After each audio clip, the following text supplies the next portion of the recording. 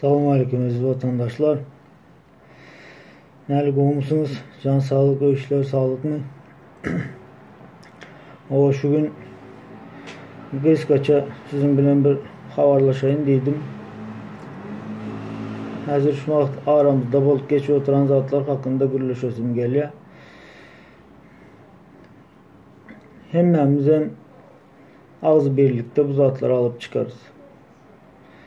Başka varyant yok. Meğer o alacak zatlarını fikir etmeli değil de hazır ki etmeli zadımızı fikir etmeli vaxtlar. Xahiş sizden. Gelin hemmemiz ağzı birleşeli. Bolondur.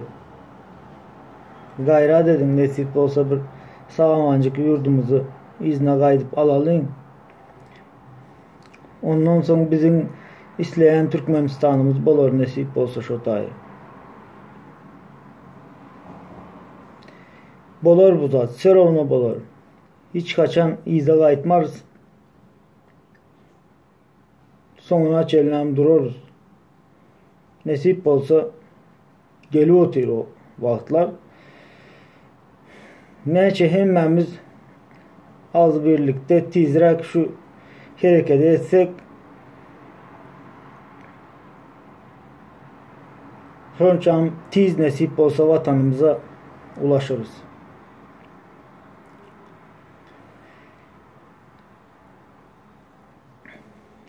Katnaşın adamlar. Hemmemizin Türkmenistan'ın grajdanini biz borçlu şu zatları etmeli. Sağ olun. Yine de görüşeceğiz.